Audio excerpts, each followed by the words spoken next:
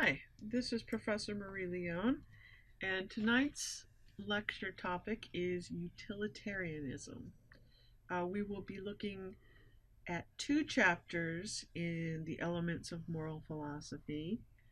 The first chapter, chapter 7 in our text, lays out the basic ideas in utilitarianism.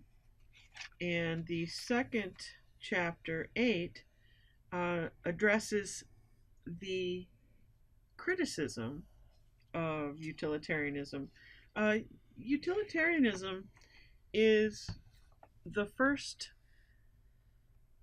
well, maybe not the first, but it is a philosophy, a way of doing ethics that remains contemporary. So I think I said last week with the social contract theory that we were beginning to get ethical theories that are sticking. In other words,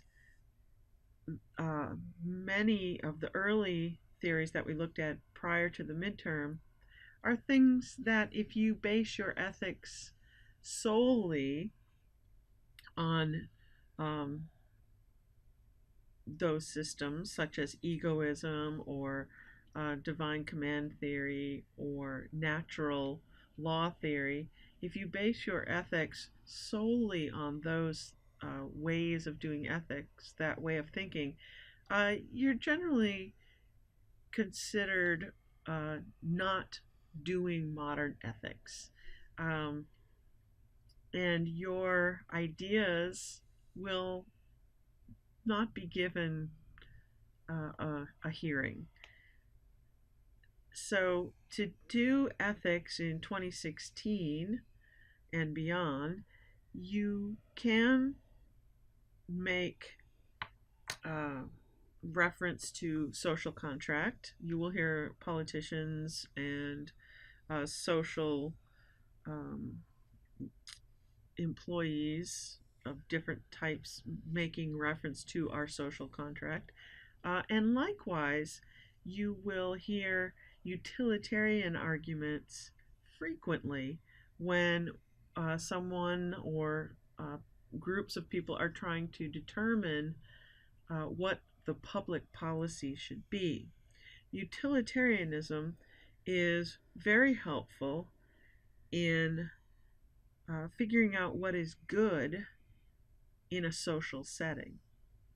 All right, so let's look at the theory first and try to understand it, and then we will look at some of the criticisms of it in chapter 8. Now I'm trying to keep all of these lectures under 30 minutes so it's not too much of a burden to sit through the lectures. So I'm going to try to keep it brief. If you have questions, please do not hesitate to drop by my office during my office hours or send me an email. Okay, so utilitarianism, chapter 7. This begins in mid-1800s with the Industrial Revolution.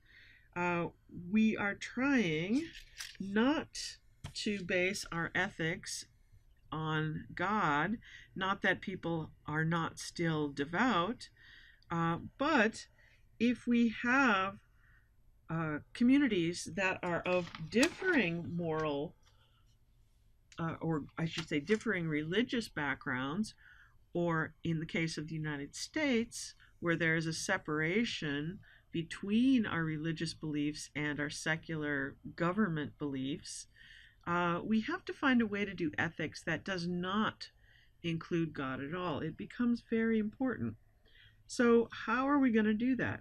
Jeremy Bentham, in the early 1800s, writes that morality is not about pleasing God, nor is it about being faithful to some abstract rules.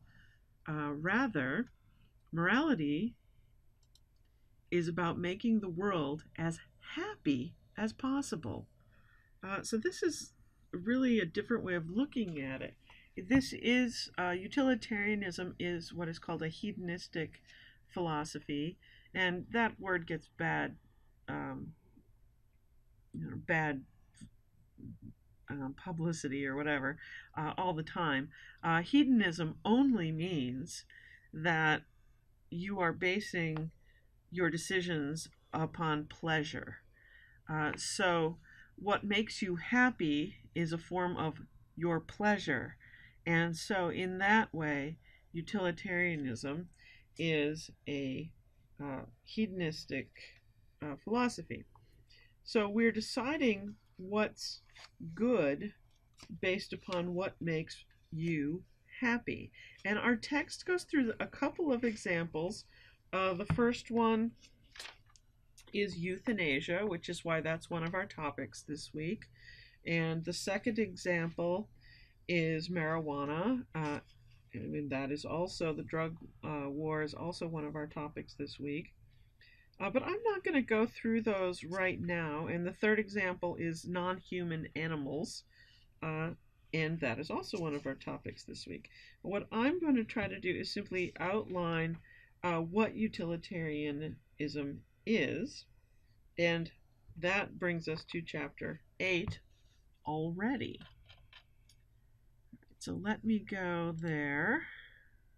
Table of contents, chapter 8. Whoops. Oh, I didn't want that. No.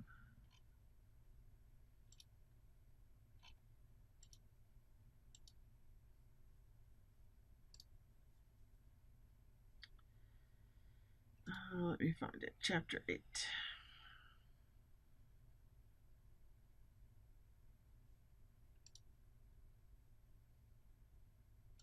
Why is it only taking me there?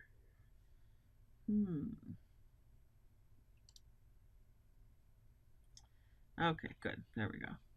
Let's turn off the highlighting. And get rid of that. Make that a little bigger. Okay, so the classical version of utilitarianism, to put this real simply, the morality of an action. Now, the first thing to notice is that morality is talking about specific, particular actions. So, we're not talking about any general, vague, what's goodness or anything like that. We're just looking at a particular action. You want to decide if what you're going to do is good or not. This is how. The morality of an action depends solely on the consequences of the action. Nothing else matters. Okay, so this is also a consequentialist theory. It's all about outcomes. What happens? Your intention, your motivations, none of that matters. It's only looking at the outcomes. Okay, so that's the first part of it.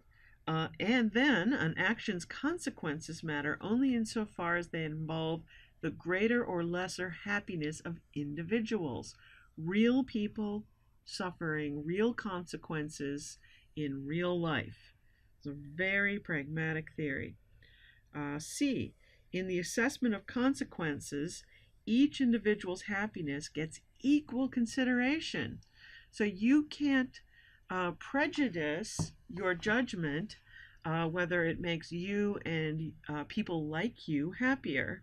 And you can't give that prejudicial weight against groups you might define yourself against. You also can't give yourself, your own person, your own individual person, special treatment in this. So it's a very good, powerful theory and way of doing ethics in that it gets rid of any reference to God. It gets rid of any reference to abstract ethical theories. It gets rid of any prejudicial treatment, saying, well, women should be given preferential treatment, so it matters more what happens with women than what happens with men. None of that's going to play. Everybody gets an equal count. And the way we're going to decide what something is good or not is we're going to take up we're going to add up all the people that like the outcome, that it makes them happy. Okay, so let's say we're going to, well, why not? Make marijuana legal. Recreational use of marijuana, we're going to make it legal. Okay, so we're going to look at all the people that that affects, anyone that it affects. If it makes people happier with more pleasure in their lives, then we add that to the good side. And then we're going to look at all the people that it harms or makes unhappy, and we're going to subtract that out.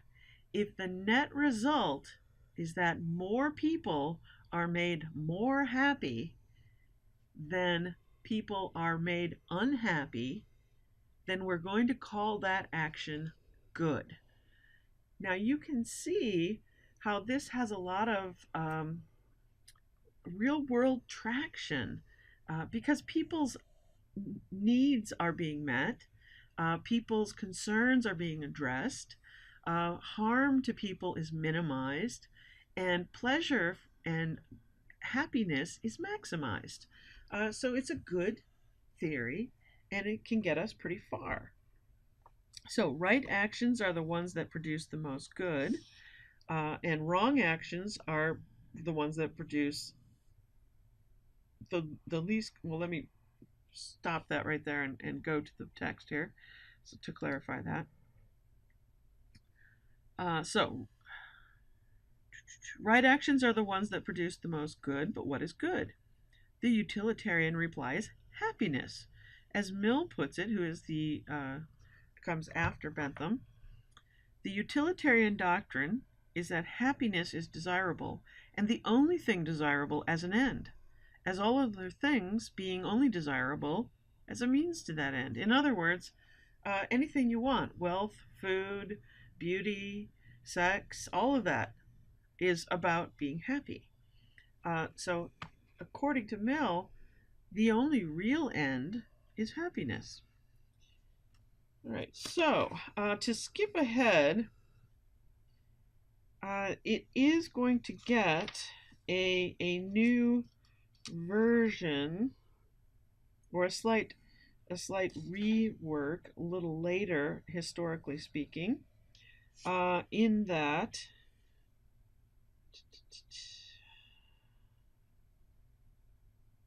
let's see if I can find this. On a page, I think it's 120. But I'm not going to go into the rework. I'm just going to talk about it. The rework is that, well, this sounds like whatever makes you happy in the short term is what's going to be good. And you guys are all suffering in college right now, which does not give you short term happiness, but hopefully, done right, will give you long term happiness.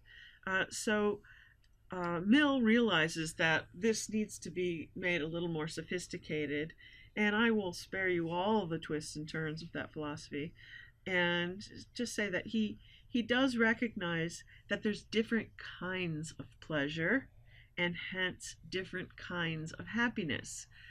Some happiness is a deep satisfaction, and some is just a momentary thrill.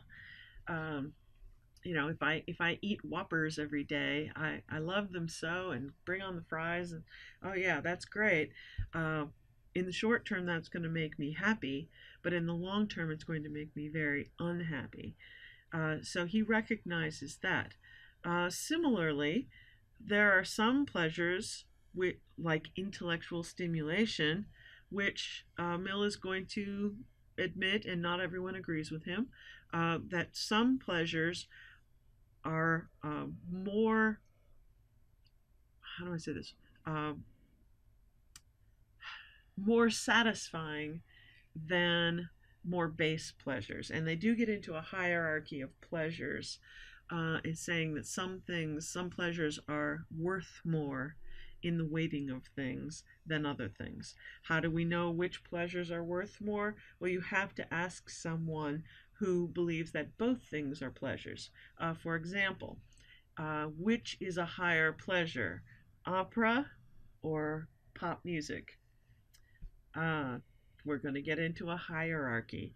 And Mill is going to say, well, somebody who enjoys both pop music and opera is the only one qualified to judge which one is a higher pleasure. Um, Historically, that has been opera is considered the higher pleasure. But if you think that there's some possibility for biases to and subjective opinion to get into this theory, you are right, and that is one of the criticisms against this theory. But much more significant is the problem, and I'm looking for this 8.3, are consequences all that matter? This is a theory where the ends ultimately, totally justify the means, right? We hear that phrase kicked around, the ends don't justify the means, meaning that how you get someplace matters. If your intention is to kill someone and you shoot and the bullet ricochets and it winds up, I don't know, winds up saving somebody else's life by accident, you miss, and then you're heralded as a hero, that really isn't quite a good thing you did. So the outcomes may have been good, but your intentions weren't good. So the critique in chapter 8 asks, are consequences all that matter? Firstly, how do we ever know the full scope of the consequences? I mean, things go forward like dominoes in history, and we don't really know all the ramifications of what we do. So sometimes it's kind of hard to decide. At what point do we cut things off and say, this is where we're going to stop adding things up, and this is a good outcome. Therefore, this was a good action. It's kind of difficult to know when to do that. But perhaps even more importantly, I think we want to say that sometimes the ends don't justify the means. Sometimes an action is wrong even if all of the outcomes are good, which has no room in this theory at all. None at all, which is, of course, a big problem, and why my next lecture next week will be on what is called deontology, which is represented for us in our book through the philosophy of Immanuel Kant, and we're going to read a couple of chapters on that. Okay, that's the basics of utilitarianism. It's really not that complicated to understand, so I don't feel great loss in simply ending the lecture right now. If you have further questions, however, please do get into them on our video blog when we are talking about either pick one topic, euthanasia, drug laws, or animal rights. And you have to relate the topics this week to utilitarianism, even more so than we have in past weeks. All right, thank you very much. Have a great week.